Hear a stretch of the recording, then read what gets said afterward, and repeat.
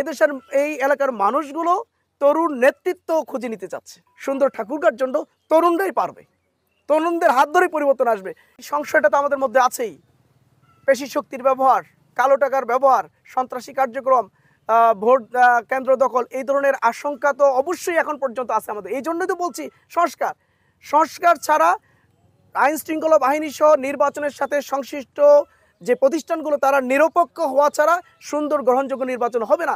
সেক্ষেত্রে আমরা ঠাকুরগাঁকে নিয়েও কিন্তু আমরা আশঙ্কা করছি, যেহেতু এখানে দলের মহাসচিব হলো এখানে বিএনপির পক্ষ থেকে প্রার্থী।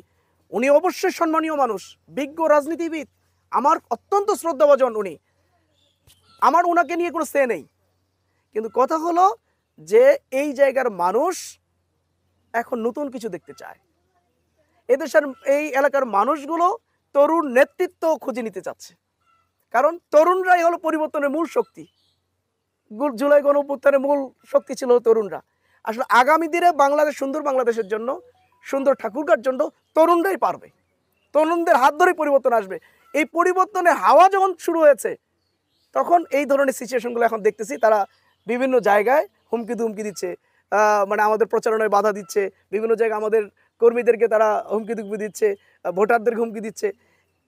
ইনশাআল্লাহ আমার দৃঢ় বিশ্বাস জনগণই হলো আমাদের এই নির্বাচন এলাকার আল্লাহ রাব্বুল আলামিন হলো উপরে আছেন, তিনি সাহায্য করবেন, তিনি হলো মূল শক্তি আমাদের।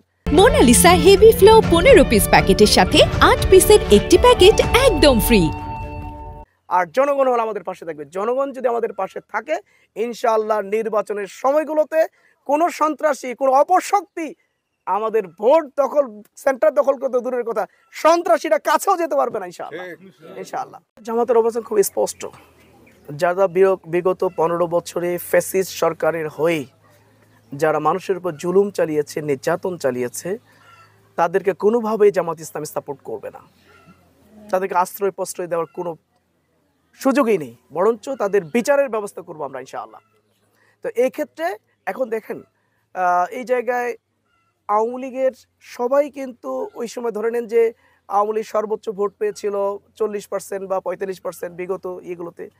এই 40%-এর মধ্যে কিন্তু যদি ধরা হয় 10% হয়তো তাদের রাজনৈতিক কর্মী, আর বাকি এই 30% বা 20% কিন্তু ভোটার, হয়তো কোনো কারণে তারা তাদেরকে কখনো ভোট দিচ্ছে, কখনো আরেকজন ভোট দিচ্ছে। এই ভোটারদের মধ্য থেকে কেউ যদি এরকম থেকে থাকে যে এখন তারা আওয়ামী লীগের ওই সময়টাতে জুলুম নির্যাতনের কারণে তাদেরকে বাধ্য করে হয়তো কিছু প্রোগ্রামে জোরপূর্বক নিয়ে গেছে। ঢাকা বিশ্ববিদ্যালয় দেখেছেন না, যে ওখানে তাদের গেস্ট রুমে না গেলে যদি হলে থাকতে হয় বাধ্যতামূলক তাদের মিছিলে যেতে হবে। এরকম সিচুয়েশন ছিল হলো ঢাকা বিশ্ববিদ্যালয়ে। এরকম সিচুয়েশন কিন্তু বাংলাদেশেও প্রত্যেকটা পাড়ার মহল্লায় ছিল এই ধরনের সিচুয়েশন। এরকম যারা কেউ সাধারণ পাবলিক বাধ্য করিয়ে তাদের কিছু সমাবেশে নিয়ে গেছে, এই ভাইরা যদি তাদের ভুল সংশোধন হয়ে ক্ষমা চেয়ে যদি স্বাভাবিক হতে চায়, তারা যদি দেশের মানে স্পিরিটের সাথে, জুলাই আগস্টের স্পিরিটের সাথে তারা যদি একাত্ম ঘোষণা করে, অবশ্যই তাদের বিভিন্ন জায়গায় যাওয়ার সুযোগ আছে।